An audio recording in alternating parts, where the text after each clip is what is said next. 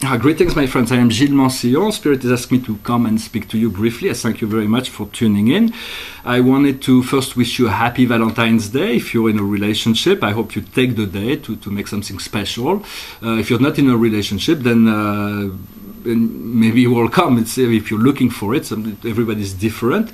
Of course, any celebration that involves love is welcome, for we should celebrate love every day. Romance, even romance, should be celebrated every day. There is no need for segregating it into one day only. And also, well, you know, like when you're single, it's like I used to live in America. On Valentine's Day, if you're single, you're considered like a dark duck, like somebody that you would push aside because you're not buying flowers or anything. So you get on the blacklist of all the flower shops. But in essence, it's just about celebrating life, celebrating, and when you're in a relationship, you celebrate each other. You celebrate the fact that the communion, the reunion, the gift that is that relationship. Of course, when you seek a deep relationship, you cannot go shop for it. You have to wait for it to align, and it comes to you naturally. But most of what we call attraction, it is extremely important. Relationship, if we didn't have that embedded within our cellular process, we would have stopped reproducing long time ago. The human race would no longer exist. So it is part of our biology to be attracted to one another, to feel that. And in essence, it's all a chemical process. It is it's not very romantic to speak of it that way, but in essence, it's most romantic attraction come from testosterone, estrogen, pheromone, oxytocin. Those are bonding molecules, attraction molecules. And the whole world, the physical world, is all about chemical. It's all chemical elements that are the building block of reality.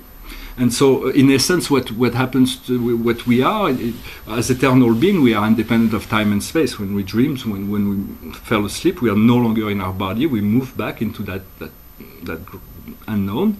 And so, but when we return into our physical body, and we are called back into our life. And so there is in essence, we have our physical body is made of cells, living cells, for they are living beings. Those cells are the most bona fide form of life. Every being is created from that, although vegetables and minerals are a bit different in their in the way they're created.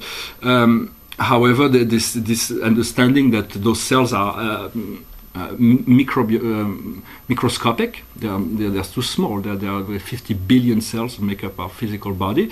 I'm hoping to align all my cells during this lifetime, but I've accumulated so much blockages. I'm not really sure that this will happen, but I'm still working at it. I'm not giving up on it. And understand that everything is a matter of frame, because if we don't see the cell, because they are microscopic, in essence, what we are as human beings on the planet, we are microscopic being on the planet, and the planet is a microscopic element inside the universe. So all a matter of frame, all a matter of perception, and whenever there is a problem with any part of that physical life that we're experiencing, the idea is to put our mind into something else, to put our mind into a creative pursuit, to put our mind into helping someone else, to put our mind into something greater, some idea, some thought, so that we can remove ourselves from the process, and then when we come back, having helped someone, having been creative, we are coming back and we are finding this balance. For balance is what we're looking for. There is also chemical we do enjoy. There is the body is incredibly sophisticated. It's the most advanced piece of technology we can ever come in contact with. Our DNA is the essential programmation of that physical body. And so there are millions and millions of chemical process that is happening outside of our consciousness, just for the body to operate. We have a heartbeat, and then we breathe in oxygen. It goes through our lungs, and then it is given into all our blood. It flows through the whole body. It oxygenates the body, and then as we breathe out, we release carbon dioxide, monoxide, or dioxide if we've been breathing some car smoke. But there are also elements that we will have to learn to synthesize, to create. For the body is a big chemical factory, and it is constantly creating elements. The thing is, our programmation, the body doesn't is very intelligent. If we listen to it, it will inform us of what it needs. But in essence, there's a big problem. Most humans have been addicted to adrenaline, which is fear, separation. Because when we are hit by adrenaline, we do feel alive. So there is a bit of thrill, feeling enjoyment. But it is not an end in itself, because this will definitely have some throwback.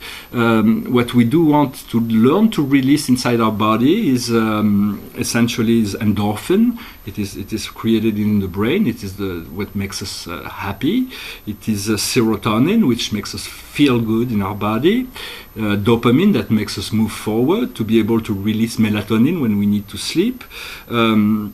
Or all kinds of dimethyltryptamine, which is the substance that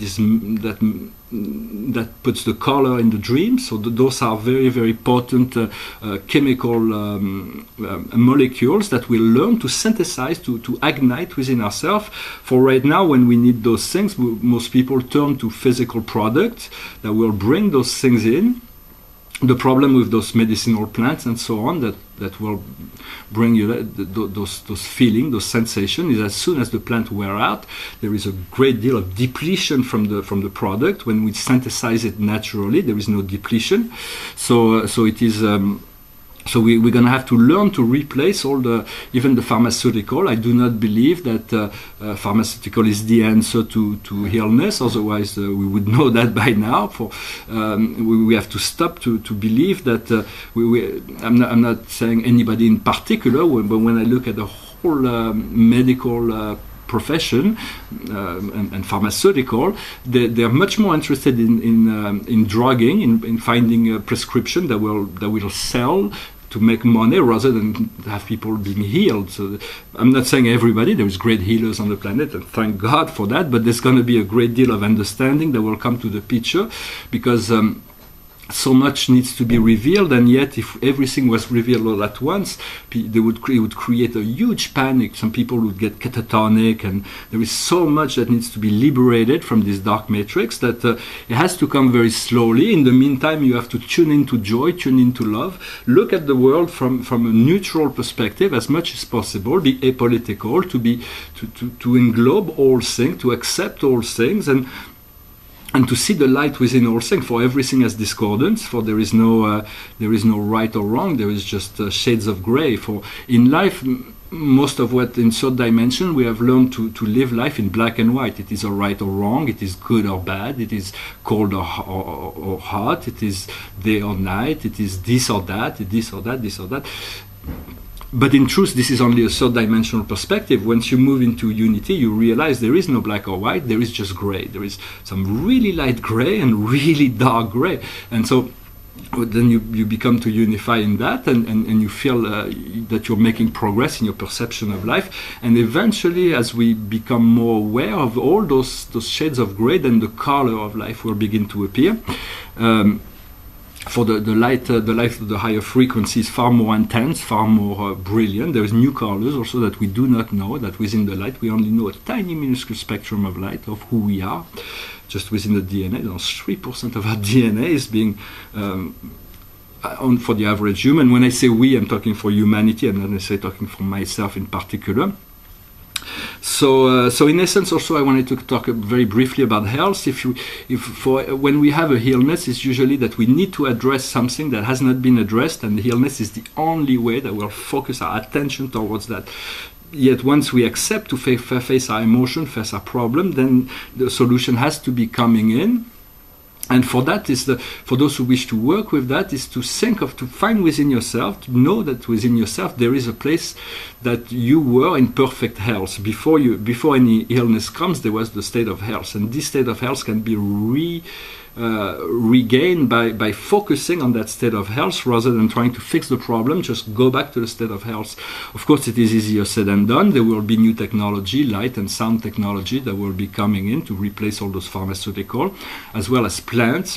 There is the earth continue to fabric new plants all the time. Whenever some kind of because once again, I'm not sure that I don't really want to go into those darker things, but whenever there is a pharmaceutical lab that creates a new illness, they put it in the vaccine so that they could sell some product down the road.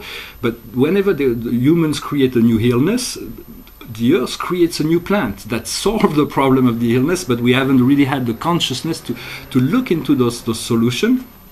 So there is a lot that will be coming to the forefront of consciousness. Right now is really a good time to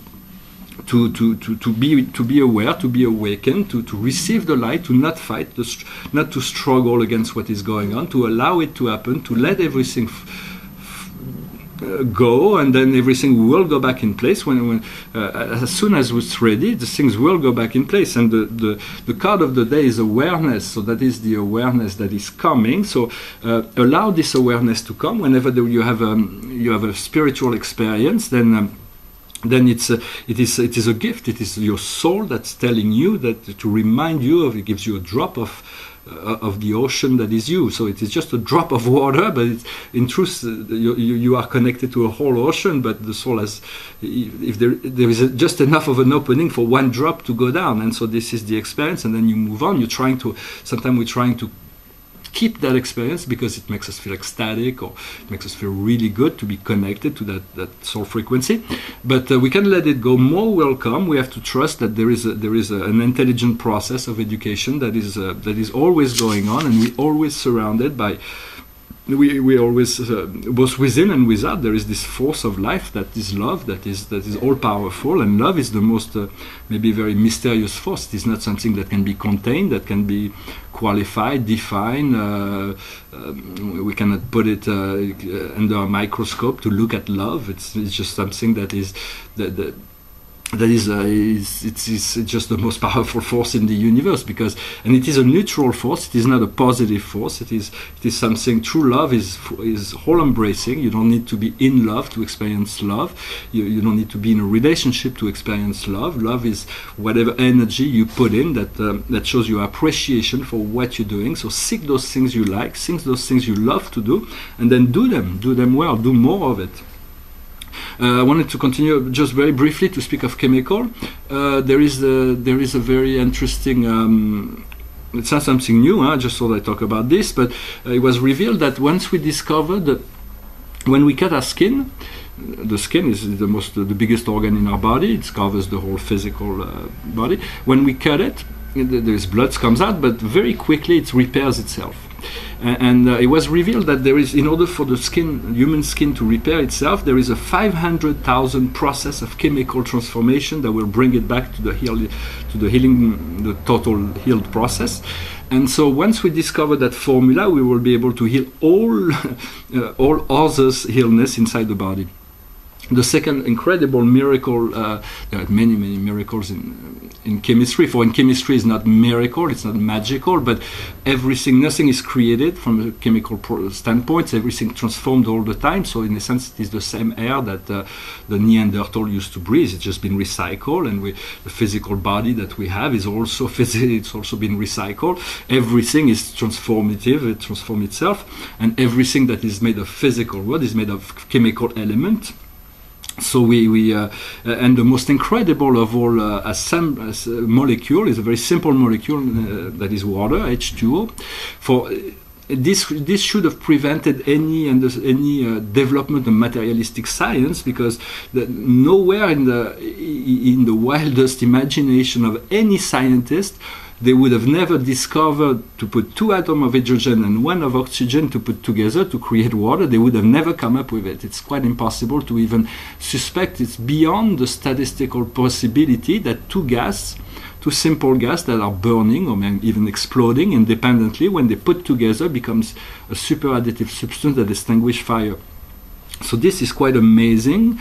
Just the simple fact of the fact that water was here before we arrived was a sign that there is an intelligence that is beyond us that has created that already.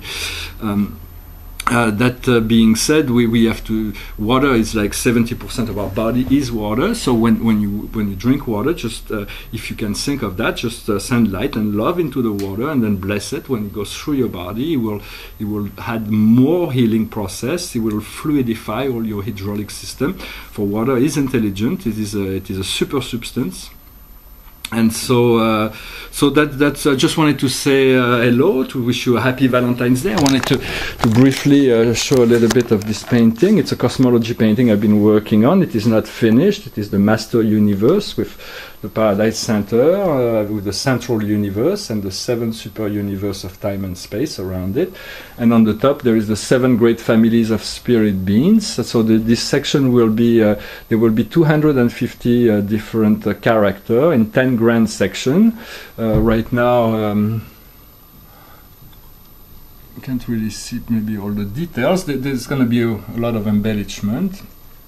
And why I wanted to talk about something about that is when I create a painting like this, I always start with a basic idea, a structure, an idea. Well, it's very structured, but then I leave a lot of space for the painting to create surprises, because I could have started the painting with a very precise idea of what will go where, which color, and then there would be no surprise. Every step will follow another, and then the painting could be done in a week rather than 10 years like this one. But in a sense, it's a longer process, but it's much more challenging, and I find it much more exciting to let some unexpected things to happen, to discover, to create something in life. If you plan everything, it's always good to have a plan, but if you plan everything and you leave no space for anything to come into the plan, then it won't be as fulfilling as if you leave some space for unexpected things, for spontaneity and so on.